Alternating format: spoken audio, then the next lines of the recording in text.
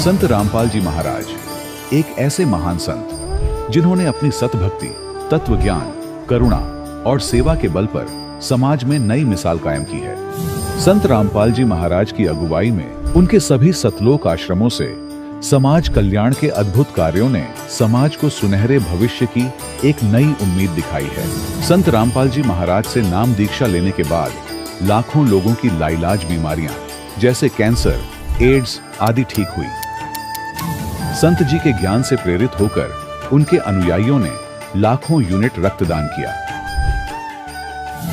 संत जी ने लाखों बहन बेटियों का दहेज मुक्त विवाह करवाया।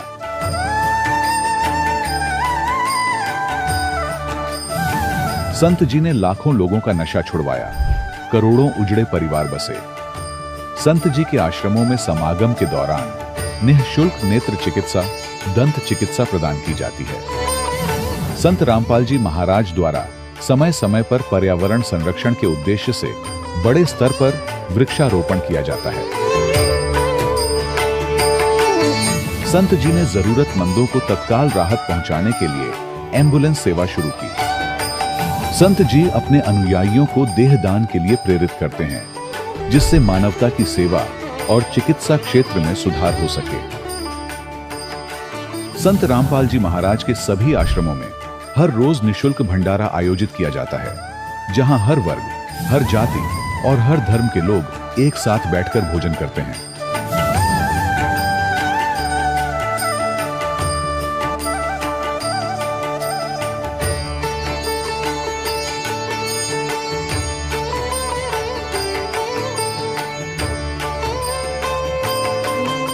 संत रामपाल जी महाराज की अन्नपूर्णा मुहिम ने गरीब और बेसहारा लोगों के जीवन में एक नई ऊर्जा और उम्मीद को जन्म दिया है। घर घर खाद्य सामग्री और जरूरी मदद पहुंचाकर संत रामपाल जी महाराज ने लोगों को दुख और मजबूरी से लड़ने की ताकत प्रदान की है।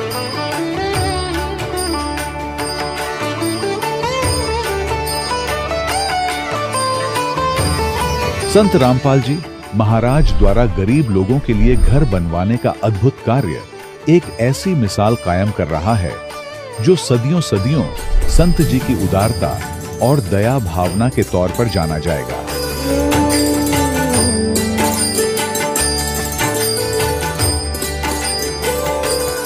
संत रामपाल जी महाराज के आश्रम में हजारों बुजुर्गों को सम्मान और प्यार के साथ जीवन जीने का अवसर मिलता है। उनके खाने, रहने और स्वास्थ्य की पूरी जिम्मेदारी संत रामपाल जी महाराज उठाते हैं। अनाथ बच्चों के लिए संत रामपाल जी महाराज के सभी आश्रम किसी वरदान से कम नहीं। यहाँ उन्हें शिक्षा, संस्कार और भविष्य के लिए बेहतर अवसर प्रदान किए जाते हैं। चाहे बाढ़ हो, भूकंप या महामारी, संत रामपाल जी महाराज और उनके अनुयायी हमेशा ही जरूरतमंदों के लिए सबसे आगे खड़े रहते हैं।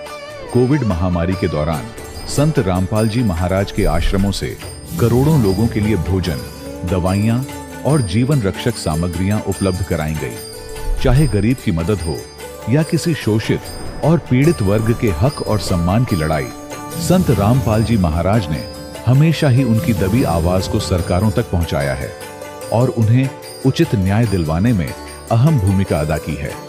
समाज में आध्यात्मिक और सामाजिक मूल्यों के प्रति जागरूकता लाने में संत रामपाल जी महाराज हर कदम पर मानवता के सच्चे सेवक साबित हुए हैं। संत रामपाल जी महाराज का जीवन हमें सिखाता है कि सच्ची सेवा वही है जो निस्वार्थ भाव से की जाए। आइए हम भी इस महान सेवा के कार्य में इस महान संत से जुड़ें और संत रामपाल जी महाराज से नाम दीक्षा लेकर अपने जीवन को धन्य बनाएं।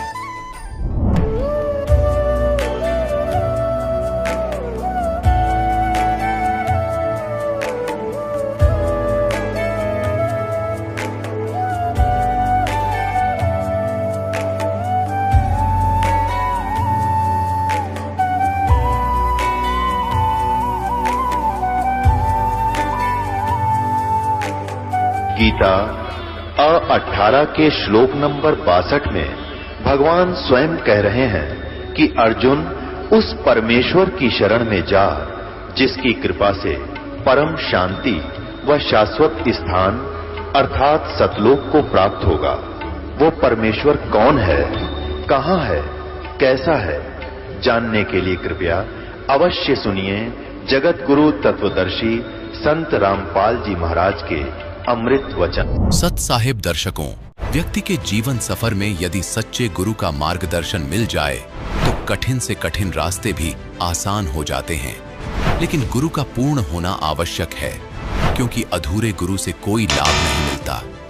यही कारण था कि राधा स्वामी पंथ से जुड़े होने के बावजूद भी इंदौर की राजू परमार जी कई समस्याओं से जूझ रही थीं। इन्हें सतभक्ति का मार्ग नहीं मिल पाया था और इस कारण ये शारीरिक कष्टों से ग्रस्त थीं। 8 वर्ष तक राधा स्वामी पंथ की साधना करने के बावजूद भी इनकी बवासीर की समस्या ठीक नहीं हो पाई। लेकिन जैसे ही इन्हें पूर्ण गुरु संत रामपाल जी महाराज से दीक्षा ली तो इनके जीवन में चमत्कारिक बदलाव आने लगे।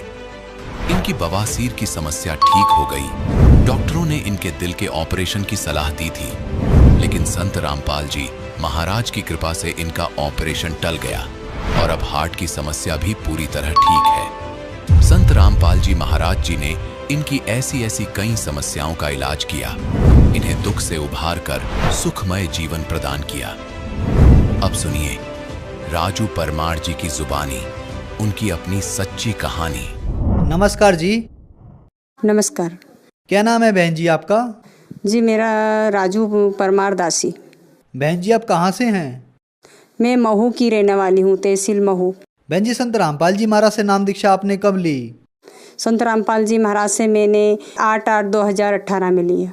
संत रामपाल जी महाराज से नाम दीक्षा लेने से पहले क्या आप कोई भक्ति साधना भी करते थे? पहले मैं राधा स्वामी पंथ से थी और 8 साल से मैं राधा स्वामी की भक्ति करती थी। और वो 2.5 घंटा बोलते थे कि 2.5 घंटा बैठो, मैं 2.5 घंटा बैठती थी।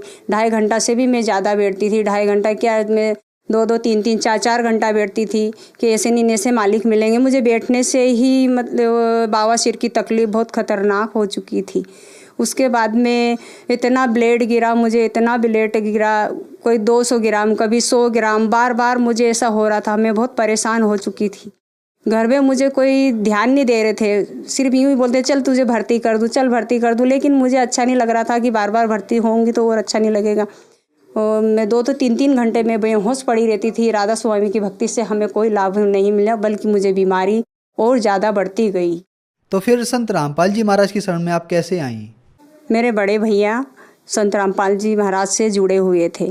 फिर मैंने राय ली। उन्होंने कहा कि आप बहन यहाँ नाम दीक्षा ले लो मालिक से, आपकी सब पीड़ा दूर हो जाएगी। मैं यहाँ इंदौर आई में और मैंने नाम दीक्षा मालिक से, परमात्मा जी संत रामपाल जी महाराज का नाम दीक्षा मैंने ले ली।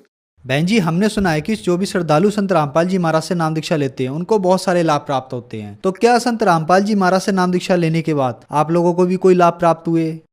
मुझे बवासीर की तकलीफ बहुत खतरनाक थी। मुझे ब्लेड गिर रहा था 100 250 ग्राम। उसके बाद में मैंने बहुत परेशान हो गई थी मैं। फिर मैंने भैया से बोला, भैया मुझे बहुत तकलीफ हो रही है। मेरे भैया ने कहा कि आप भक्ति करते रहो, भक्ति बढ़ाते रहो और भक्ति करो आप। फिर उसके बाद में मैंने भक्ति करी, बढ़ाई भक्ति को। तत्वदर्शी संत रामपाल जी महाराज से मैंने अरदास करी, हे मालिक, हे परमात्मा, आप सबकी सुनते हो, मेरी भी सुन लो। मुझे इतना ब्लेड गिर रहा है, मैं क्या करूं? तो संत रामपाल जी महाराज की प्रार्थना लगाने से मुझे बवासीर की तकलीफ बिल्कुल ख़त्म हो गई है और मैं बहुत अच्छी हूँ, बहुत ठीक हूँ। कोई दवाई गोली मैं खाती ही नहीं, क्योंकि मुझे आराम ही हो गया है और मैं अच्छी बैठ भी पाती हूँ। पहले बैठाता ही नहीं था मेरे से बवासीर की तकलीफ से। और मुझे पथरी भी थी। पथरी मेरे डॉक्टर सुमन अग्रवाल साहब, उनके पास मैंने इलाज करवाया था। तो उन्होंने कहा कि 25 ml की आपको पथरी है, तो अब क्या करना चाहिए डॉक्टर साहब? तो बोले आपका ऑपरेशन तो होगा ही नहीं, पहले से ही हार्ट पेशेंट हो आप तो दवाई गोली खाते रहो। तो मुझे दवाई गोली से कुछ आराम ही नहीं हो रहा था। एक करवट सो भी नहीं पा रही थी, वो पथरी का कारण पीछे बहुत दर्द होता था मुझे। तो मैंने कहा, हे संत रामपाल जी महाराज, आप सच्चे हो, पूर्ण परमात्मा परमेश्वर हो, कबीर साहिब हो मालिक, मेरे पे दया करो प्रभु। तो मुझे संत रामपाल जी महाराज ने मुझे दर्शन दिए कि बेटी भक्ति बढ़ाती रहे और तुझे बहुत लाभ होगा। तू किसी से भी मत डर और किसी से भी तू रोना गाना बंद कर और भक्ति बढ़ाती रहे तेरी, और तू ठीक हो जाएगी। जब से फिर मुझे आज तक वो पथरी 25 ml की पथरी पता नहीं कहाँ गई, मुझे पता ही नहीं चला, और मुझे आराम हो गया और मैं अच्छे से अब 2 ही करवट सो जाती हूँ और मुझे नींद भी अच्छे से आती है, और जो चक्कर आते थे वो भी मेरा ख़त्म हो गया। संत रामपाल जी महाराज के दीक्षा लेने से पहले हार्ट पेशेंट थी मैं, तो यहाँ इंदौर खूब सारी जांचें करवाई, मेरी टी चौतरा में करवाई, डॉक्टर छाबड़ा से भी करवाई, तो कहा था कि आप जी नहीं पाओगी, आपको ऑपरेशन नहीं होगा, मुझे ऐसे ऐसे बताए गए थे। फिर उसके बाद में अपोला ले गए थे मेरे भगत जी, तो उन्होंने कहा कि चलो ठीक है अपोला में ले चलें। फिर वहाँ ले गए तो वहाँ भी मेरा ऑपरेशन का मना कर दिया, गरीबी स्थिति थी हम लोगों की। फिर भी तकलीफ तो मुझे होती थी, इंजेक्शन हर महीने लगते थे, मुझे हर महीने लगते थे। अगर मैं 1 महीना चूक जाती थी तो मुझे खाना नहीं खावाता, इसके बाद में बेचैनी होती थी, मुझे नींद नहीं आती थी। गोली में 18-25 गोली मैं हमेशा रोज खाती थी। अब मैं गोली नहीं खाती हूँ। अगस्त 8 2018 से मैंने गोली बंद कर दी, मैं गोली भी नहीं खाती हूँ। अब मुझे इंजेक्शन भी नहीं लगता है, और संत रामपाल जी महाराज की दया, उनकी नाम दीक्षा लेने से और उनकी शरण में आने से मेरी हार्ट की बीमारी भी ठीक हो गई। संत रामपाल जी महाराज की दया से मैं 15 साल से बहुत परेशान थी। संत रामपाल जी महाराज से जब नाम दीक्षा नहीं ली थी, उसके पहले ही मुझे एलर्जी की इतनी खतरनाक बीमारी थी कि कोई दूर मसाला भूनता हो तो मुझे छींक चलती थी, और मैं सुबह उठते से ही 10-15 छींक नहीं चलती तो मेरे घर वाले भी परेशान हो जाते थे कि तू कितनी छींकती है, तुझे कोई गालियाँ देगा। तो मैं बहुत परेशान होती थी, और इतनी सारी बीमारी से मैं बहुत परेशान थी। मैंने सोचा कि इससे तो मर जाना अच्छा है, घर वाले भी नहीं मान रहे मेरी। मैं फांसी लगाने गई तो फिर मैंने वापस वो फंदा छोड़ दिया मेरे गले में से, और मैंने कहा कि परमात्मा अगर कोई इस पृथ्वी पे है, जिंदा है, तो मुझे बचा लो इस बीमारी से।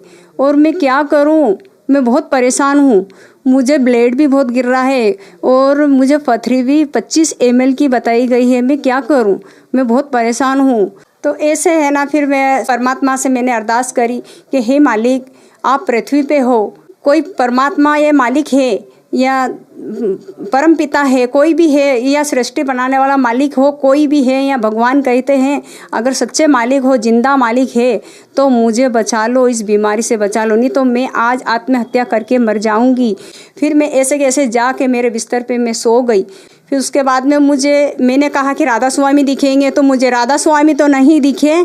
फिर मुझे है ना संत रामपाल जी महाराज का मुझे चेहरा दिखाई दिया, और रामपाल जी महाराज ही खड़े थे मेरे सिर पे ऐसे करके खड़े, और कहा बेटी मरना नहीं है, आपको भक्ति करना है, और आप नाम दीक्षा बहुत जल्दी लो क्योंकि आपका दिन नज़दीक आ चुका है। मेरे पति को उठाया और मैंने कहा कि उठो देखो, तो ये बोले कि नहीं तू बोले बहुत नौटंकी करती रहती, सोते जा। तो मालिक ने कहा धीरे से कि बेटी ऐसे तो नहीं मानेंगे, इनको यूँ बोल लो कि घड़ी में देख के आ, वो 3:30 बज रहे हैं। तो मैंने इनको उठाया और उनको कहा कि जाओ आप 3:30 बज रहे हैं। फिर संत रामपाल जी महाराज अलग ध्यान हो गए थे। फिर मेरे पति उठ के भी गए और टाइम देखा तो वास्तविक में 3:30 बज रहे थे। फिर उसके बाद मेरे पति से कहा मैंने कि मैं है ना संत रामपाल जी महाराज से नाम दीक्षा लेना चाहती हूँ, मैं लेऊँगी। तो उन्होंने कहा है कि नहीं अभी मत जाना। तो मैंने कहा कि नहीं मैं तो जाऊँगी, मुझे तकलीफ़ बहुत ज़्यादा हो रही है। वास्तविक में मुझे इतनी तकलीफ़ हो रही थी, ब्लड सबसे ज़्यादा गिर रहा था मुझे बवासीर का, और पथरी भी मुझे बहुत ज़्यादा तकलीफ़ कर रही थी। तो मुझे मना कर दिया था। फिर मैं वापस रो रुका के सो गई। उसके बाद फिर रात को वापस संत रामपाल जी महाराज मुझे आए और मैंने कहा हे संत रामपाल जी महाराज, मैंने अरदास करा कि मुझे मेरे घर वाले तो मुझे नहीं जाने दे रहे और नहीं नाम दीक्षा लेने दे रहे।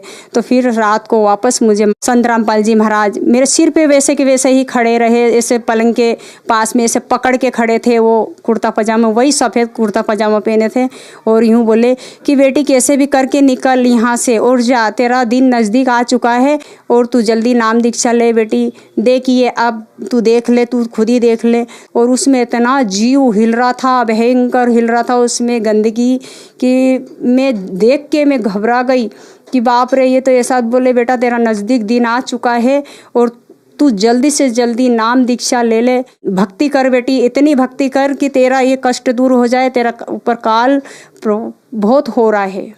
फिर मैंने सुबह तुरंत गई और मैंने नाम दीक्षा संत रामपाल जी महाराज से मैंने नाम दीक्षा ले ली। और संत रामपाल जी महाराज की दया से मेरा दुख सभी कष्ट मेरा दूर कर दिया संत रामपाल जी महाराज ने। उस दिन संत रामपाल जी महाराज अगर नहीं आते और मुझे दर्शन नहीं देते और नहीं कहते तो मैं आत्महत्या कर लेती। आज मैं खड़ी हूँ तो संत रामपाल जी महाराज की दया से ही मैं खड़ी हूँ। आज संत रामपाल जी महाराज की दया से सारे रोग खत्म हो गए मेरे। बहन जी, संत रामपाल जी महाराज से नाम दीक्षा लेने के बाद आपको बहुत अद्भुत चमत्कार हुए, तो जो श्रद्धालु आज आपको देख रहे हैं, आप उन्हें क्या संदेश देना चाहेंगी? मैं उनसे संदेश तो क्या, मैं उनसे प्रार्थना करती हूँ कि मैं कितनी बीमारी से बहुत तंग आ चुकी थी, यहाँ तक कि मैं तो फांसी लगाने को तैयार थी मैं, लेकिन मुझे संत रामपाल जी महाराज ने, मैंने अरदास करी तो मुझे मालिक ने दर्शन भी दिया और मैं ठीक भी हुई और मेरी सारी बीमारी दूर हो गई। मैं बहुत अच्छी हूँ आज। मैं यही कहती हूँ कि जो भी हैं वो, आप जो भी दुखी हैं वो संत रामपाल जी महाराज से जल्दी नाम दीक्षा ले। बहन जी, संत रामपाल जी महाराज से नाम दीक्षा कैसे ले सकते हैं? बहुत सारी चैनल पे संत रामपाल जी महाराज का सत्संग आते हैं, तो वहाँ नीचे पट्टी भी चलती है, उसमें नंबर भी रहते हैं, तो आप कांटेक्ट करके आप संत रामपाल जी महाराज से नाम दीक्षा ले सकते हैं और आपका कल्याण हो सकता है। धन्यवाद जी। सत्सा है।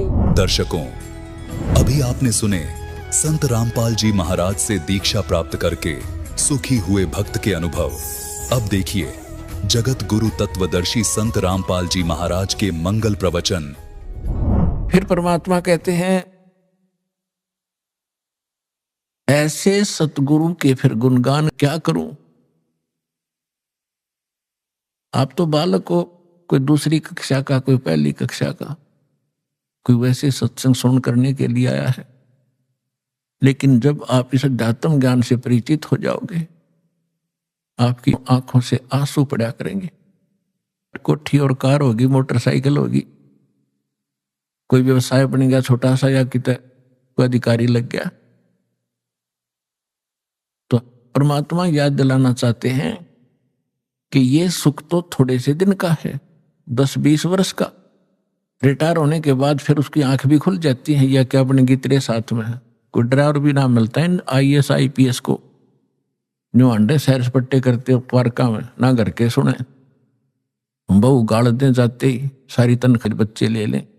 क्योंकि जो बैटरी जब तक चार्ज रही, पिछले पुण्य थे, तब तक तो वो खूब प्रभु पाक रहा था, और जब वो डिस्चार्ज हो गया, अगर चार्जर है नहीं, भक्ति ठीक करी नहीं, तो कहते हैं संशय शोक सराय में सूतक दिन राती, और जीवित जग में जूते पड़े फिर जम तोड़े छाती। इनके लिए यही बुरा हाल हो लेगा बुढ़ापे में। यहाँ जीवित जग में जूते पड़े और फिर जम तोड़े छाती, यम के दूत फिर आगे इनकी छाती तोड़ेंगे, इनको कुटेंगे गिर के, और फिर 84 लाख योनियों में ठोके जाएंगे।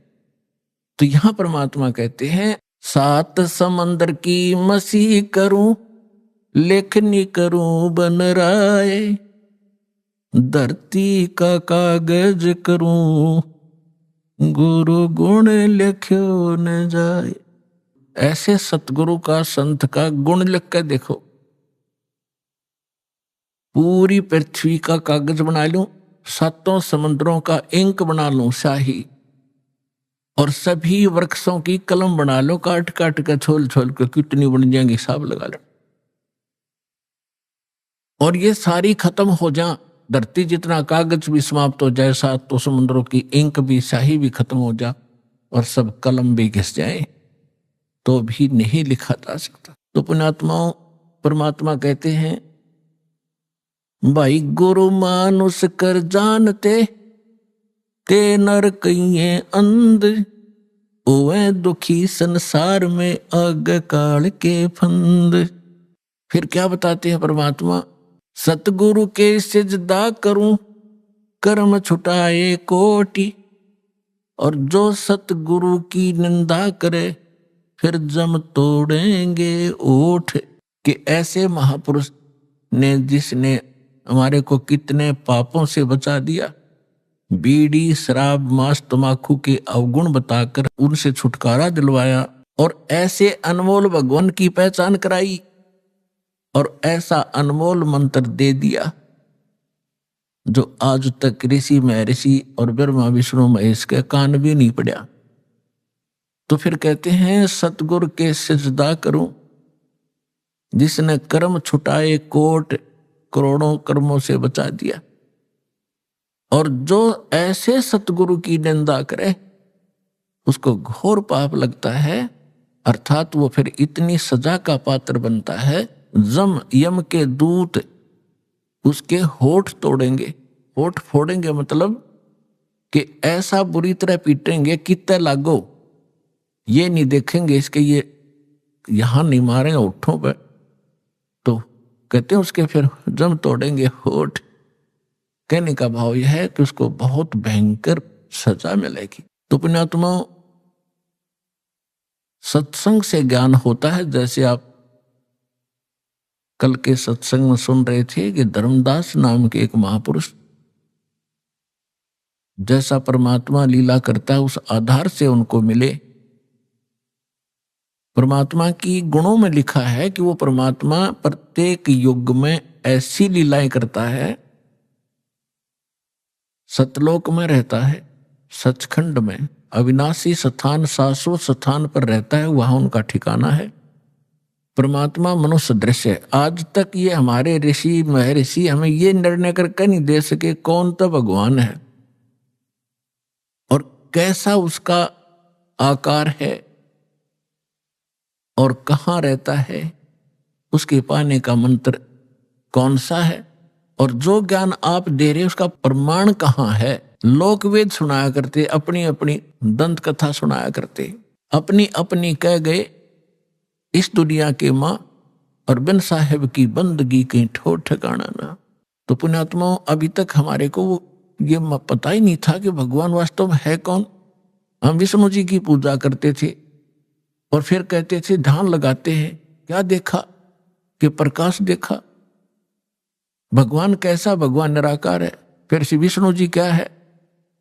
हमारी बुद्धि बालकों जैसी थी, स्थिर नहीं थी, हमें पता ही नहीं था क्योंकि हमें गुरु ऐसे मिले थे।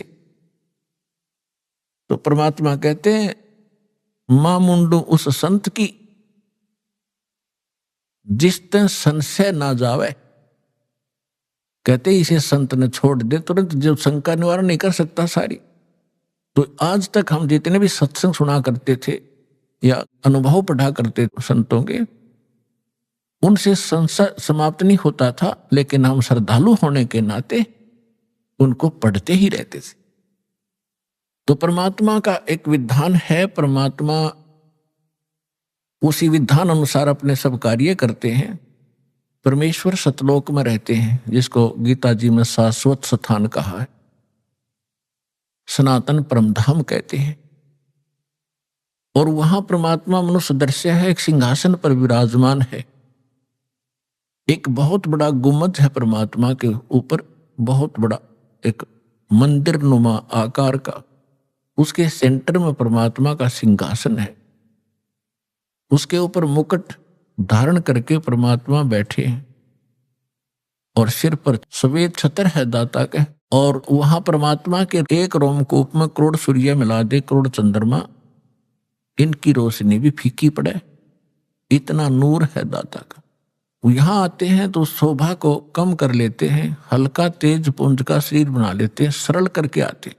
यदि वो इसी रूप में यहां आ जाए तो हमारी चरम दृष्टि देख नहीं सकती, जैसे उल्लू सूर्य को नहीं देख सकता। इसलिए परमात्मा एक अपने तेज पुंज का हल्का शरीर बनाकर आते हैं। और वो मनुष्य दर्श तो है ही हैं, अपने एज इट इज रूप में हमसे मिलते हैं, बातें करते हैं, लेकिन हमारे को ज्ञान गलत प्राप्त होता है, परमात्मा की डेफिनेशन गलत हमने ग्रहण कर रखी होती। इसलिए हम भगवान को निराकार मानते रहते हैं, उनको संत मान करके फ्री कर देते थे। तो धर्मदास जी को सतगुरु मिले। पहले वो भी ऐसे भ्रमित थे, लोक वेद के आधार से साधना कर रहे थे। परमेश्वर कबीर साहब जी कहते हैं, जब आपको ये अध्यात्म ज्ञान होगा तो आप क्या कहोगे? पीछे लग गया जाऊं था मैं लोक वेद के साथ, रस्ते में सतगुरु मिले दीपक दे दिया हाथ। लोकवेद होता है दंत कथा, अक्षेत्रीय ज्ञान, जिस क्षेत्र में जैसी परंपराएं जैसी साधना होती है उसको लोक वेद कहते हैं। वो सबके मुंह पर चढ़ा हुआ होता है कि ये भगवान है, ये भगवान है। चाहे को किसी भी देव को पूज रहा है या कोई मजार पूज रहा है या किसी की यादगार पूज रहा है, उन्हीं को सत्य मान रहे हैं। तो परमात्मा कहते हैं कि हम पहले हमारे लिए कह रहे हैं, वो तो मालिक थे। जैसे दास पहले भगवान विष्णु जी का पुजारी था और साथ में शंकर जी को भी पैरेलल आदर दिया करते थे। हनुमान जी का विशेष पुजारी था और भी अपना जो परंपरागत देवता बाबा श्याम जी या नारी पूजा थी। तो ये लोक वेद के आधार से हम साधना कर रहे थे। ये यथार्थ भक्ति मार्ग और ज्ञान नहीं था।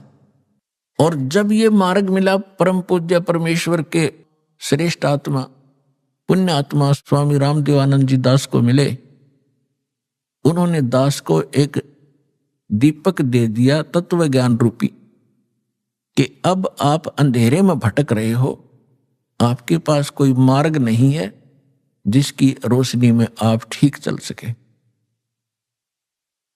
तो उस तत्व ज्ञान रूपी दीपक के रोशनी में दास फिर सीधा चला तो आज सफलता मिली।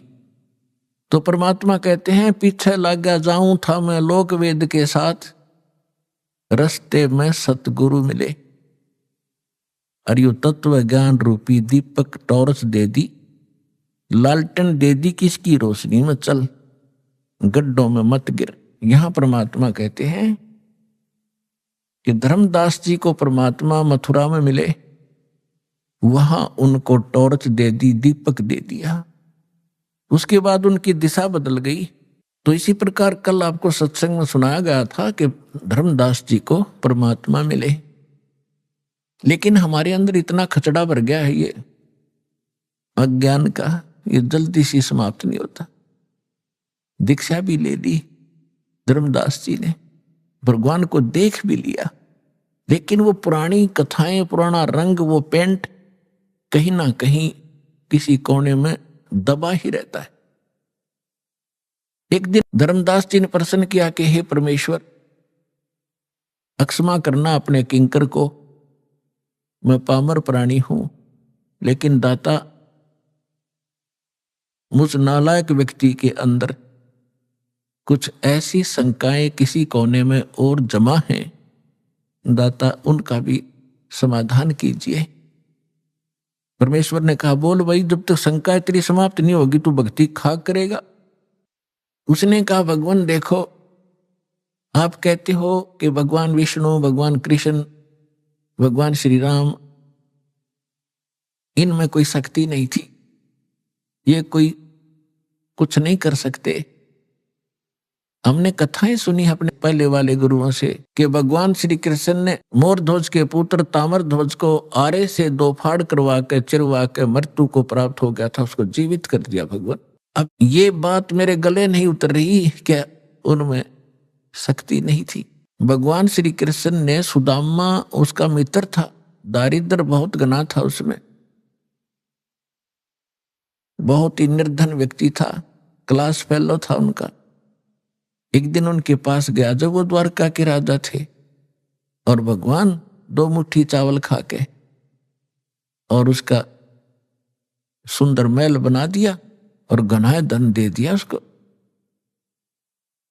परमात्मा बोले, ठीक है बच्चा, पहले तो आप लोग इतने भावुक हो कि सुनते नहीं ध्यान से। परमेश्वर ने कहा कि मैं ये नहीं कह रहा कि ब्रह्मा विष्णु महेश में कोई शक्ति नहीं, ये कुछ नहीं कर सकते। परमात्मा कहते थे कि तुम इनको समर्थ मानते थे कि ये समर्थ भगवान है, सारी सृष्टि के रचनहार हैं, ये अजन्मा है, इनकी मृत्यु जन्म नहीं होता, इनके कोई माता पिता नहीं। तो वो तेरे रूबरू कर दिया, इनके माता पिता हैं, इनकी जन्म मृत्यु होती है, जिनकी जन्म मृत्यु होती है वो सक्षम कैसे होगे? तो परमात्मा ने कहा कि जैसे एक स्टेट के प्रांत के मंत्री में जो शक्ति होती है वो शक्ति होती है, लेकिन वो प्रधानमंत्री नहीं होता, प्रधानमंत्री जैसी पावर नहीं रखता।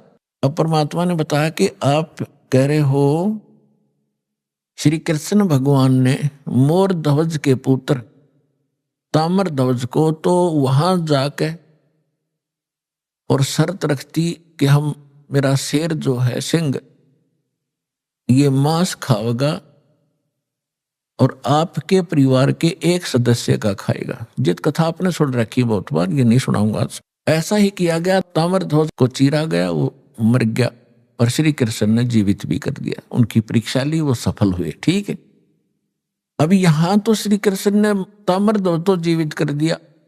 जब महाभारत के युद्ध में उसकी बहन सुभद्रा का पुत्र अभिमन्यु युद्ध में मारा गया चक्रव्यूह में, सुभद्रा रोए, पांचों पांडव रोए, उनका कुल नाश होए और श्री कृष्ण रोए बैठ के, तब वो क्यों नहीं जीवित कर सके अभिमन्यु को? अब हमारी इतनी बुद्धि थी, धर्मदास चुप हो गया। कहा भगवान या तो बात कभी ध्यान में आई ही नहीं हमारे। इसलिए परमात्मा कहते हैं गुरु बिन काहु न पाया ज्ञाना, जो थोथा भूषड़े मूड किसाना। तुम थोथा भूषड़ रहे थे अभी तक और सारे तुम्हारे गुरु सिर पैर तानी कथा सुना दे राम बिलनी की, बस खाई रोटी जाओ जय बोलो।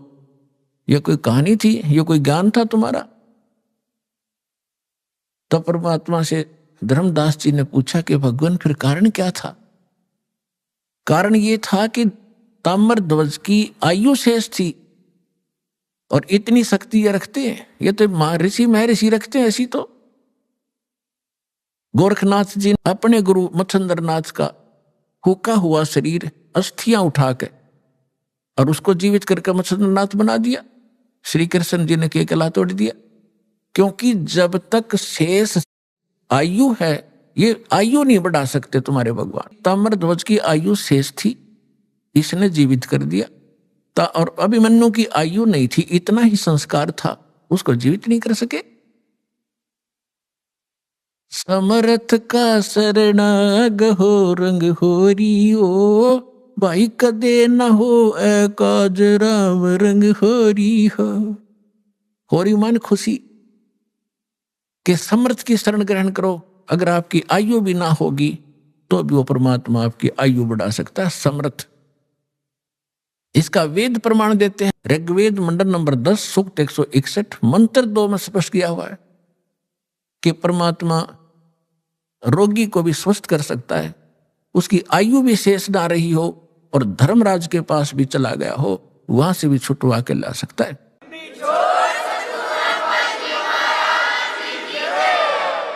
और उसको आगे और भी 100 वर्ष की आयु जीने के लिए वो दे सकता है। अब इसके लिए थोड़ा उदाहरण देते हैं। एक समय सिकंदर लोधी दिल्ली के बादशाह को एक भयंकर रोग हो गया, क्योंकि सिकंदर लोधी जो था एक क्रूर राजा था, मुसलमान धर्म में जन्मा था, जिस कारण से अपने काजी और मुल्लाओं के द्वारा बताए गए आधार से वो बाई फोर्स मुसलमान बनाता था हिंदुओं को, और राजा होकर और भी बहुत भेदभाव रखता था हिंदू और मुसलमानों में। तो जिस कारण से उसको दंड अपने किए का भोगना तो था ही। उसको एक ऐसा रोग हो गया, ऐसा जलन का रोग बन गया कि उसने सारा इलाज करा लिया, अपने मौलवियों से, काजियों से, मुल्लाओं से, सब दरगाहों पर मन्नत मान ली, सारी क्रियाएं कर ली, बलि चढ़ा ली। फिर हिंदू धर्म के भी जो धार्मिक गुरु थे उनसे भी क्रियाएं करवा ली, अवंताएं करवा लिया, और साथ में बड़े से बड़े वैद पूरे उसके राष्ट्र में जहां भी किसी वैद का नाम सुना उसी को पकड़ लाए और आके कह दिया कि मुंह मांगा पैसा देंगे, मेरा रोग खत्म हो। तो वो वैद कहते हैं जी हम ऐसी औषधि इस रोग की दे रहे हैं कि अग्नि को भी बुझा देंगे। आपको तो जलन है सिंपल, लेकिन आपका ये दवाई काम नहीं कर रही, हम भी हैरान हैं। तो पुण्यात्माओं, औषधि का काम अपने सत्र का होता है, और संस्कार जब जीव के बिगड़ जाते हैं औषधि रिएक्शन करना लग जाती है।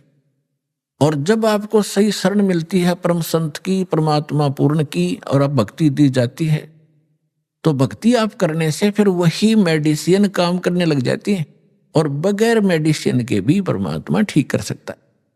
वो आपकी श्रद्धा पर निर्भर करता है।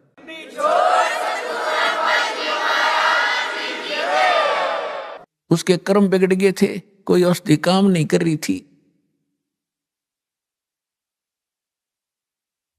जो अन्य जो हिंदू धर्म के आचार्य थे उन्होंने बता दिया था, राजन ये आपका प्रारब्ध का कर्म है। प्रारब्ध माने किस्मत में लिखा हुआ, ये आपके पिछले पाप का प्रतिफल है, जो रिटन है आपकी किस्मत में लिखा हुआ है।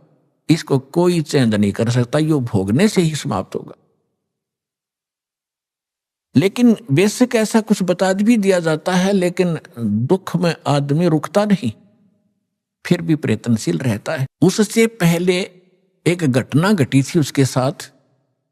परमेश्वर कबीर जी जब आए हुए थे बनारस में, एक दानक के रूप में, जुलाहे के रूप में लीला कर रहे थे, तो उस समय वो यही ज्ञान दिया करते। तो दास उस परमेश्वर का बोला हुआ आज आपको सुना रहा है। हिंदू और मुसलमानों को जो दास आज बता रहा है, परमात्मा 600 वर्ष पहले सुनाया करते थे। उस समय आप शिक्षित नहीं थे, जिस कारण से परमात्मा के साथ बहुत घनी बदतमीजियां हमने करी और हमारे गुरुओं ने करवाई। वो ये कहा करते ये धानक है, दुल्हा है, ये सदग्रंथों को जानता नहीं, क्योंकि ये संस्कृत पढ़ा नहीं, और संस्कृत पढ़े बिना सदग्रंथ समझ नहीं आते, सारी झूठ बोलता है। तो हमारे यह बात पक्की जचेगी कि कबीर जी अशिक्षित हैं, ये सदग्रंथ नहीं जानते, झूठे बोलते होंगे। तो आज परमात्मा ने सबसे पहले आप पर रहम कराया। 1947 में भारत आजाद हुआ, 1951 में दास को यहां भेजा। उसके बाद फ्लड आ गई शिक्षा की हिंदुस्तान में। नहीं, हमने हमारे उस समय मुझे मालूम है हमारी 2 सिस्टर तो बगैर पढ़ाई छोड़ दी कि ना हम नहीं पढ़ाएंगे। लड़कियों को तो आसपास भी नहीं, लड़के भी हमारी नंबर आया था पढ़ने का, उससे पहले सभी अशिक्षित थे। तो कहने का भाव ये है कि परमात्मा ने ये जो शिक्षा है या एक आग है, ये इस जीव की नाशक है। इसने नैतिकता का नाश कर दिया, आपस में शिष्टाचार खत्म कर दिया। ऊपर से हम लिपे चोपड़े दिखे हैं, अच्छी पैंट कोट पहन के, और सारे विचार बिगड़ गए, हमारा व्यवहार बिगड़ गया, बेईमान बन गए, अहंकारी बन गए, छोटी सी पोस्ट पाकर भगवान भूल गए। लेकिन परमात्मा ने ये एक बार ये करना जरूरी था। मालिक को मालूम था कि ये तो आत्मा है, इसको ज्ञान होगा, फिर ये छोड़ देगी उन बुराइयों को। शिक्षा करना जरूरी था। तो ये शिक्षा आपको आज ईब काम आई है, बाकी रोजी रोटी के लिए विशेष नहीं है। ये लाखों बच्चे पढ़ते हैं और नौकरी कितनों को मिलती है? 1 वर्ष में करोड़ों बच्चे हिंदुस्तान में शिक्षा ग्रहण करके फारिग होते हैं। ये MA BA करके, BSc करके, BCom करके, और कितनों को सर्विस मिलती है? कोई बात नहीं, 2 रोटी भगवान ने देनी है, पूर्व निर्धारित है, वो तो वही मिलेगा। जब तक आप इस शरण में नहीं आओगे तो आपको केवल वर्क डन ही, पिछला संस्कार ही मिलता रहेगा। और यहाँ आने के बाद ये कर्म की रेख बदल देता है, वो समर्थ है ना। भाग में तो लिख देगा आपके 2 रोटी का, इसके दरबार में कोई कमी नहीं। कमी रहेगी तो आपकी नीयत में रहेगी, आपकी श्रद्धा में रहेगी। तो उस समय परमात्मा ये ज्ञान सुनाया करते थे। हिंदू और मुसलमानों के जो पीर गुरु थे परमात्मा के दुश्मन बन गए कि ये तो हमारे धर्म का विरोधी है, ये ब्रह्मा विष्णु महेश को नासवान बताता है, इनके माता पिता बताता है, ऐसा करता है। ऐसे काजी और मुल्लाओं को परमात्मा लताड़ा करते थे कि तुम साधना गलत बता रहे हो।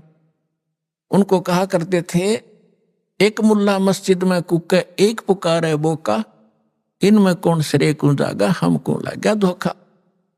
अब तुम बकरीद मनाते हो, बकरे को हलाल करते हो, एक बकरा तो वहां मिमा रहा, अपनी जान जा रही है, रो रहा है, म्या म्या कर रहा है, और एक मुल्ला कोक रहा है मस्जिद में, हे अल्लाहू अकबर, हे अल्लाहू अकबर, इस बकरे की रूह को स्वर्ग में स्थान देना।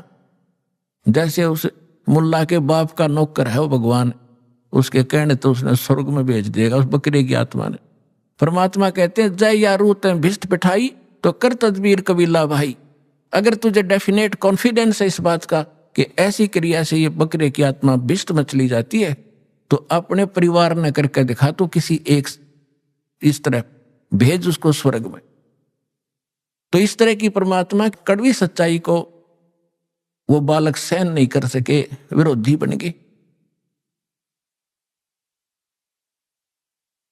इसी प्रकार हिंदुओं को समझाया करते थे कि पांडे निपुण कसाई संतो, ये पांडे निपुण कसाई, ये बलि चढ़वाओ देवी कह के, काली कह के, भैरव कह, और ये गलत साधना बता रहे तुम्हारे को, शास्त्र विरुद्ध साधना दे। तो दोनों दुश्मन बन गए। और परमात्मा इन मुसलमानों को कहा करते और हिंदुओं को कहते थे, नहीं है दारमदारा, वहां तो नहीं है दारमदारा, उस दरगाह में धर्म राय है, लेखा लेगा सारा, मुल्ला कुक के बंग सुनावे ना बैरा करतारा। और फिर परमात्मा हिंदुओं ने कहा करते थे कि वेद पढ़े पर भेद न जाने, ये बाँचे पुराण 18, और जड़ के आगे भोजन धर्या और भूल गया सर्जनारा। एक पत्थर के मूर्ति का भोग लगाता फिर है, और भगवान ने भूला बैठा है, और बात कर मैं वेद का ज्ञाता हूं। खाक पड़ा तुमने वेद, वेद में लिखा कहीं ऐसी क्रिया करो। तो इससे वो सबक शुद्ध हुए और विरोधी कर दिए सारे मुसलमानों, पीरों और मुल्ला और काजियों ने कि कबीर काफिर है, हमारे धर्म की तौहीन करता है, ये मांस खाने को भी मना करता है, हमें राक्षस बताता है। एक दिन सिकंदर लोधी चला गया वहां पर बनारस में, काशी में, क्योंकि वो पूरा सम्राट था। दिल्ली के बादशाह के अंतर्गत सभी छोटे नरेश नवाब आते थे। तो वीर देव सिंह बघेल काशी का नरेश था, वो राजा सम्राट यानी दिल्ली के बादशाह के अंतर्गत था। जैसे आजकल अन्य स्टेट हैं, लेकिन सेंटर में हमारे प्रधानमंत्री के अंतर्गत आते हैं, ऐसा वो प्रधानमंत्री समझ लो उस समय। तो वहां जाते रहते थे, अपने अन्य नवाबों के पास कुछ टैक्स वैक्स लेते थे वहां से, और उन वहां की पब्लिक की कुछ ग्रीवेंसेज भी सुना करते थे। मुल्लाओं को, काजियों को पता चला कि हमारा बादशाह आया है मुसलमान, क्योंकि वो हिंदू था इसलिए वो उसको कंप्लेंट नहीं कर पा रहे थे कि ये नहीं सुनेगा हमारी, बादशाह आ गया। सारे मुल्ला काजी इकट्ठे होकर हजारों की संख्या में जाकर लागे नारे लान। सिकंदर लोधी ने पूछा, भाई बताओ क्या बात है। उन्होंने बताया, जी एक काफिर है हिंदू, नाम कबीर है, जुल्हा के घर जन्म है, और वो हमारे धर्म की बेइज्जती करे, अपने आप को भगवान बताता है। वो कहता है हम या लखला है कुतुब गोस और पीर, गरीबदास खालिक धनी, हमारा नाम कबीर, मैं वो अल्लाहू अकबर हूं। भगवान ऐसा कहता, हमारा तो जीना हराम कर दिया है, हमारी तकती नाक काट दी उसने। अब सिकंदर लोधी ने कहा कि लाओ पकड़ के, तो 10 सिपाही लाए पकड़कर परमात्मा को। और सिकंदर लोधी राजा था। राजा लोग पिछले पुण्यकर्मों से ही बनते हैं, इनके अंदर जगह होती है, भगवान से थोड़ा सा डर भी होता है। तो उसने सोचा साधु संत फकीरों को बेमतलब दुखी नहीं करना चाहिए, लेकिन जनता के सामने राजा विवश होता है, अगर इसको कोई दंड नहीं दूंगा तो ये लोग मेरा विरोध करेंगे। इसलिए उसने कहा कि आप अपने आप को खुदा कहते हो, हमारे हजरत मोहम्मद जी ने एक गाय को मारकर वचन से और जीवित कर दिया था। यदि तू अल्लाह है और यह अल्लाह का रसूल है, पैगंबर है, तो इस गाय को हम कत्ल करेंगे, इसको जीवित करना। तो वहां पूरी सभा के अंदर एक गाय कत्ल कर दी। गर्भवती गाय थी, 4 टुकड़े हो गए मां बेटों के। और सिकंदर लोधी ने कहा कि अब करके दिखा जीवित इसको, नहीं तो तेरी गर्दन काट दूंगा। परमात्मा बोले कि किसी भगवान की या किसी परमात्मा के रसूल की ये पहचान नहीं है कि वो मुर्दे ही जीवित कर दे, तभी उसको पहचाना जाता है। उसकी और भी अन्य बहुत पहचान होती है। तो सिकंदर लोदी कहता है, मैंने जो कहा वो कर, अन्यथा अगर तलवार निकाल ली। परमात्मा उठे, एक थपकी गाय का लगा दी, एक बच्चे का, गाय भी जुड़ गई, बच्चा भी जुड़ गया, जैसे निशान भी ना हो, और ला का बच्चा गाय की दूध की डेग बाल्टी ठोक दी और कहा कि गाय अपनी अम्मा है, इस पर छुरी मत बाह, गरीबदास की दूध को सभी आत्म का। अरे अनाड़ियो, तुम गाय का मांस खाकर एक दिन में फारिग कर देते हो, ये तुम्हारी माँ है, जिस ममड़ी का दूध पीवत हो, फिर ताको करो हलाल कसाई। जिसका तुम दूध पीते हो उसको माँ कहते हो। और गाय का, पहले गाय ही ज्यादा होती थी, भैंस इतनी प्रचलन में नहीं थी, नहीं तो भैंस भी माँ है, दूध तो उसका पीवे हम।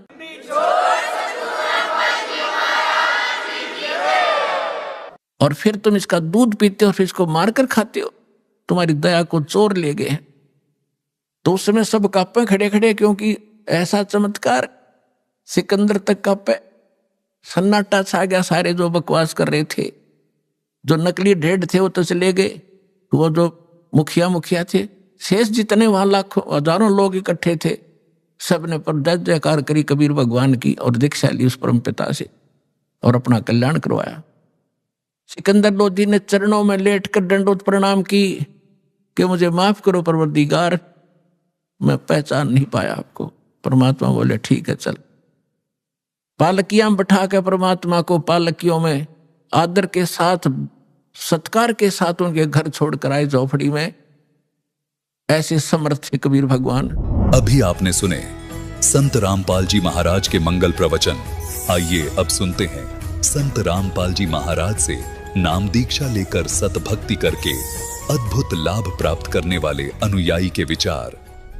दर्शकों, जीवन में अनेक लोग सही मार्गदर्शन के अभाव में भक्ति तो करते हैं, परंतु उसका कोई लाभ नहीं मिल पाता। अमरोहा के बलवीर सिंह जी भी इसी संघर्ष से गुजर रहे थे। इन्होंने वर्षों तक हिंदू देवी देवताओं की पूजा की, हनुमान जी की विशेष आराधना की और आर्य समाज से दीक्षा भी ली थी। फिर 18 साल तक राधा स्वामी पंथ का अनुसरण किया, लेकिन इन सभी प्रयासों के बावजूद इनके जीवन में कष्ट और अशांति बनी रही। फिर इनके जीवन में एक नया अध्याय तब शुरू हुआ जब इन्हें संत रामपाल जी महाराज द्वारा प्रमाणित ज्ञान गंगा पुस्तक मिली। इसे पढ़ने के बाद बलवीर जी ने संत रामपाल जी महाराज से नाम दीक्षा ली और इनके जीवन में चमत्कारिक बदलाव आने लगे। वर्षों से बलवीर जी और इनकी पत्नी भूत प्रेत बाधाओं से पीड़ित थे, लेकिन नाम दीक्षा लेते ही इनकी ये सभी बाधाएं समाप्त हो गईं। इसके अलावा बलवीर जी की किडनी की बीमारी भी ठीक हो गई। दर्शकों, अब आइए सुनते हैं बलवीर सिंह जी के जीवन की यह प्रेरणादायक कहानी, उनकी अपनी जुबानी। सर नमस्कार। सर नमस्कार। सर क्या नाम है आपका? बलवीर सिंह। बलवीर जी कहाँ से आए हैं आप? कैलसा बॉर्डर, जिला अमहा, उत्तर प्रदेश। संत रामपाल जी महाराज की शरण में आने से पहले आप क्या भक्ति साधनाएं करते थे? पहले मैं जो देवी देवताओं की, गुरु नानक देव जी की, आर्य समाज में रहा मैं 3 साल, और हनुमान जी की 3 साल भक्ति की। फिर 5-7 साल जो है मैंने विष्णु जी की भक्ति की है, और 18 साल में राधा स्वामी पंथ से जुड़ा है। राधा स्वामी पंथ में आपने किस संत से नाम दीक्षा ले रखी थी? मैंने गोविंद सिंह। राधा स्वामी पंथ में रह करके आपने 18 साल तक भक्ति की है। क्या बताना चाहेंगे आप राधा स्वामी पंथ की भक्ति के बारे में? राधा स्वामी में कुछ नहीं है, वो केवल वो जो नाम देते हैं वो काल के नाम है। और हमें संत रामपाल जी की शरण में आने के बाद हमें पता लगा है कि जो वो नाम देते थे वो तो नाम ही अटपटे हैं। सतनाम यहाँ कुछ और है जो नाम है, और वो सतनाम सैत है, नाम यही कह के बुलवाते थे। जो उनके गुरु शिवदयाल जी रहे उनके आधार पर ही वो तो उनसे ही चली आ रही भक्ति। सर देखा जाए तो आपने 18 साल अपनी जिंदगी के बर्बाद कर दिए। सर क्या कहना चाहेंगे इस बारे में? बस पहले हमें कोई जानकारी नहीं मिल पाई। जब हमें जानकारी मिली उसके बावजूद भी हमने 3 साल बिगाड़ दिए। संत रामपाल जी महाराज के बारे में कैसे पता चला? भूतों का बहुत साया था हमारे यहाँ का। हमारे घर पे पूरे किसी ने तांत्रिक क्रियाएं करवा दी थी, क्योंकि मैं भगवान की चाहत में रहता था, मंदिर में बहुत जाता था। किसी ने कहा कि जाटों का मंदिर में जाने का कोई औचित्य नहीं, उसने तांत्रिक क्रिया करा दी। उसी चक्कर में मैं 65 जगह तांत्रिकों पर गया, लेकिन सफल नहीं हुआ। मेरे साथ वर्तमान में हमारे एक रोहतास साथी हैं हमारे, वो इस समय इनसे जुड़ चुके थे संत रामपाल जी महाराज से। उन्होंने मेरे से कहा, लेकिन मैंने उस वक्त संत रामपाल जी महाराज को बहुत कुछ अपशब्द कहे कि ऐसे संत तो बहुत हैं, कहीं कुछ नहीं हो रहा, मैं इतनी जगह गया हूँ। लेकिन जब 3 साल तक मैंने कुछ नहीं ध्यान दिया, 3 साल बाद मैंने देखा कि वो एक पुस्तक रखी थी मेरा ज्ञान गंगा। मुझे नहीं पता कौन दे गया था, मेरे पीछे कोई दे गया था दुकान पे। मैंने ज्ञान गंगा को पढ़ा, उसमें जो लोगों के अपने अनुभव थे। पहले मैंने ढाका, राम कुमार ढाका जी हैं, उनका टेलीफोन नंबर मिलाया, उनसे पूछा कि आपके यहाँ ये स्थिति थी। एक CMO रहे हैं, वो उनको पूछा मैंने, तो जब उन्होंने बताया कि हाँ सही जगह है, आप आओ, तब मैं संत रामपाल जी की शरण में आया। आपने संत रामपाल जी महाराज से नाम दीक्षा कब ली? मैंने 25 अगस्त सन 2013 को ली। सर, संत रामपाल जी महाराज जी दावा करते हैं कि यदि आप मर्यादा में रह करके शास्त्र अनुसार भक्ति करते हैं तो बड़ी से बड़ी बीमारी आपकी ठीक हो जाएगी। 18 साल तक आपने राधा स्वामी पंथ में भक्ति की है। आपको पहले भूत प्रेत की समस्या थी, तो संत रामपाल जी महाराज जी से नाम दीक्षा लेने के बाद आपको क्या क्या लाभ मिले हैं? हाँ जी, पहले ही जुड़ने के बाद ठीक 2 महीने के अंदर हमारे घर जो भूत प्रेत की समस्या थी, मुझ पर मेरी पत्नी पर, वो दोनों पूर्ण रूप से हट गई। बिल्कुल हम दोनों स्वस्थ हो गए। और लेकिन घर में हमारा बेटा भी है, बेटी थी, बेटी की शादी हो चुकी थी, तो बेटे ने नाम नहीं लिया, लिहाजा उस पर चीज़ें रहने लगी। लेकिन हमारे पास कभी कोई चीज़ नहीं आई और मैं और मेरी पत्नी दोनों पूर्ण रूप से स्वस्थ रहने लगे। तो हमें पूर्ण विश्वास भी हो गया कि संत रामपाल जी महाराज जी के अगर ज्ञान को हम और आगे बढ़ाएंगे और आगे पढ़ेंगे तो हो सकता है धीरे धीरे हमारा बेटा भी इस मत में आ जाए। लेकिन दुर्भाग्य है कि हमारा बेटा इस बात को मानने को तैयार नहीं होता। और उसी के चक्कर में जो हमारे भूत प्रेत की बाधा समाप्त हुई, हमने उसकी बाधा दूर कराने के चक्कर में वो एक तांत्रिक को ले आया। उस तांत्रिक के चक्कर में हम भी बैठ के हमने अपना नामखंड करा लिया। नामखंड होते ही हमें हार्ट की समस्या, किडनी की समस्या और स्थिति ये आ गई किडनी में कि राम मनोहर लोहिया अस्पताल दिल्ली में मना कर दिया, किडनी हॉस्पिटल मेरठ में मना कर दिया। एक बलप्रदा आश्रम के नाम से एक संस्था है आयुर्वेद की, वहाँ गए, उन्होंने भी कहा कि 20 दिन हम देखेंगे तब बताएंगे। 20 दिन देखने के बाद उन्होंने कहा कि कुछ हो सकता है। तो लेकिन उसी दौरान जब लोग मुझसे मिलना आते थे, देखना आते थे कि ये तो ख़त्म होने वाला है। मैं चूँकि राजनीति में बहुत ज़्यादा पाप किए हैं, मैं राजनीति में ज़्यादा गहरे तक गया हुआ था, तो मेरे राजनीतिक जो भाई बंधु मंत्री MLA जो थे वो सब आते थे और सब ये कहते थे कि भाई ये तो जाने वाले हैं। तब मैंने जो है एक दिन फिर अपने संत रामपाल जी महाराज जी की, जहाँ मैं पूजा करता हूँ, तो मैंने वहाँ जाकर अपने गुरु जी से प्रार्थना की और कहा कि परमात्मा आप ही परमात्मा हो, आप ही पूर्ण भगवान हो, आप ही पूर्ण संत हो, आप जो है मेरी रक्षा करो, मैं कहीं से बचने की स्थिति में नहीं, और मैं आइंदा भविष्य में कभी आपका मर्यादा खंड नहीं करूँगा। और मुझे फिर संत रामपाल जी महाराज जी का वो सत्संग भी याद आ गया जिसमें वो कह रहे थे, एक बार मैं सुनना था कि भाई कोई किसी का ना पिता ना पूतम। तो मुझे लगा कि तो अब हमें तो अकेले ही आए हैं, अकेले ही जाएंगे, इसलिए हमने वो सारा छोड़कर और संत रामपाल जी महाराज जी से माफ़ी मांगी। तभी से आज तक मैं पूर्ण रूप से स्वस्थ हूँ, मुझे कोई दिक्कत नहीं, मैं हर तरह से जो है अपना भक्ति पर लगा हुआ हूँ। सर, आपने मर्यादा का जिक्र किया, तो सर हम आपसे ये जानना चाहेंगे कि भक्ति मार्ग में मर्यादा का होना क्यों जरूरी है? जब भक्ति शुरू ही कर दी तो फिर हर समस्या का समाधान हो जाना चाहिए। संत रामपाल जी महाराज जी द्वारा जो मर्यादाएं स्थापित की गई हैं, उन मर्यादाओं का साक्षात रूप से मैं आपके सामने उदाहरण हूँ। मैंने जरा सी मर्यादा तोड़ी तो मर्यादा टूटने से मुझे कितनी विपत्तियाँ आई। इसलिए मर्यादा तो बहुत महत्वपूर्ण चीज़ है। मर्यादा तो आप पुरुषोत्तम राम जी की पत्नी सीता जी ने जब वो वनवास काट रहे थे, तो उस समय रावण ने उनका अपहरण करने के उद्देश्य से एक हिरण का रूप बनाकर भाग लिया, जिसको सीता जी ने कहा था कि आप इसे मुझे जिंदा लेकर आइए। जब रामचंद्र जी उसके पीछे भाग लिए, तभी उसने रावण ने नई चाल चल के और वो जो है उसे हाय हाय की आवाज़ सुनाई दी। तब सीता जी ने लक्ष्मण से कहा कि आप जाइए, आपके भाई पर विपत्ति है। परंतु उन्होंने लक्ष्मण जी को जब ज़्यादा ताने दिए, वो गए तो एक लक्ष्मण रेखा खींच कर गए थे और वो कह के गए थे कि भाभी कोई भी माता कहते थे वो कि माता जी आप इस लक्ष्मण रेखा से बाहर कदम ना रखें, कितनी भी विपत्ति कोई भी चीज़ आपके संकट निकट नहीं आ सकती। तो लेकिन सीता जी ने उस मर्यादा का उल्लंघन किया, तो वो कितना बड़ा उल्लंघन महंगा पड़ा कि कितना बड़ा युद्ध हुआ, करोड़ों जीवों की हत्या हो गई और तब जाके जो है सीता जी को वापस लाया गया। इसलिए मर्यादा तो बहुत ज़रूरी है कि मर्यादा के बगैर तो कोई भी भक्ति हो ही नहीं सकती। जिस तरह से मेरे साथ जो बीती, मैंने मर्यादा का उल्लंघन पुत्र मोह में किया कि घर की सारी व्यवस्था ठीक हो जाएगी, उसका मुझे ये खामियाजा भुगतना पड़ा कि मेरी दोनों किडनी खराब हुई, मेरा हार्ट खराब हुआ, मुझे प्रोस्टेट की समस्याएं हुई। और यदि हम मर्यादा ना तोड़ते तो आज ये बीमारी हमारे साथ नहीं आ सकती थी, क्योंकि मर्यादा में रहते हुए कठिन से कठिन भी, चाहे कैंसर हो या कुछ भी हो, वो चीज़ भी रह नहीं सकती अगर मर्यादा में व्यक्ति रहेगा तब।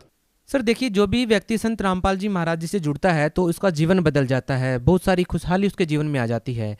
आपने संत रामपाल जी महाराज जी से जब नाम दीक्षा ली तो आपकी भूत प्रेत की जो बाधा थी वो ठीक हो गई, आपकी जो किडनी की समस्या थी वो ठीक हो गई। इसके अलावा संत रामपाल जी महाराज से जुड़ने के बाद आपको क्या लाभ मिले? हाँ जी, सबसे पहला लाभ तो ये है कि मुझे भगवान की चाह थी और वो भगवान साक्षात मुझे मिले।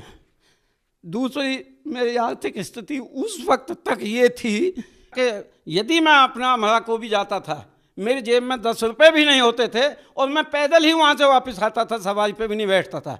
लेकिन आज मेरी खेती है, खेती से भी मुझे जहाँ 50,000 की आमदनी पूरे साल में होती थी, वहाँ 2013 में नाम लेते ही परमात्मा ने 2 लाख और 2.5 लाख रुपये देने चालू कर दिए। ज़मीन उतनी है, फसल में वही उगाता हूँ, लेकिन मुझे नहीं पता कहाँ से। और जो भी चीज़ मैं चाहता हूँ, जिस क्षण चाहता हूँ परमात्मा मेरी ये मदद करना गुरु महाराज, तो मेरी वो मदद होती है 100%। सर, संत रामपाल जी महाराज जी से नाम दीक्षा लेने के बाद आपका पूरा जीवन ही बदल गया है, आपको बहुत सारे लाभ मिले हैं, भूत प्रेत जैसी जो समस्याएं थी वो आपकी ठीक हो गई हैं। सर, आप उन लोगों को क्या कहना चाहेंगे जो भूत प्रेत जैसी समस्याओं से पीड़ित हैं, जो और भी अन्य बीमारियों से पीड़ित हैं, आप उन लोगों को क्या संदेश देना चाहेंगे? देखिए, मैं तो भक्त समाज से ये कहना चाहता हूँ, इस समय हमें शिक्षा पूर्ण रूप से मिली हुई है, हम शिक्षा ग्रहण करें। शिक्षा ग्रहण करके अगर कोई दूसरी जगह भी जुड़े हुए हैं लोग, पहले उनका ज्ञान भी पढ़ें और हमारे संत रामपाल जी महाराज जी का ज्ञान पढ़ें। दोनों में भिन्नता, साफ अंतर आ जाएगी, क्योंकि हमारे वेदों, शास्त्रों, पुराणों में सब कुछ स्पष्ट लिखा है, केवल हमारे धर्म गुरुओं ने कभी हमें जो है वहाँ तक पहुँचने नहीं दिया। तो हम पढ़े लिखे समाज हैं, हम ये चाहते हैं कि आप पढ़कर इधर आइए, संत रामपाल जी महाराज जी से जुड़िए। और जो भी भूत प्रेत की बाधा तो ये ऐसी है कि नाम लेते ही आपकी तुरंत भाग जाएगी। सर, संत रामपाल जी महाराज जी से नाम दीक्षा कैसे ले सकते हैं? देखिए, संत रामपाल जी महाराज जी से नाम लेने के लिए संत रामपाल जी महाराज जी के नाम से एक ऐप चल रहा है। सोशल मीडिया में बहुत चीज़ें हैं, यूट्यूब पर आप देख सकते हैं, उनके सत्संग आते हैं। आप उन सत्संगों में जो आते हैं उनको देखिए, सुनिए, उनके नीचे नंबर लिखे हुए आते हैं, उन नंबर पर फ़ोन करिए। आपके निकटतम स्थान का जहां नामदान आपको मिल सकता है वहां से आपको सूचना मिल जाएगी। आप वो सूचना के आधार पर निकटवर्ती नामदान स्थान से नाम ले सकते हैं और अपना कल्याण करा सकते हैं। जी, बहुत बहुत धन्यवाद। धन्यवाद सर।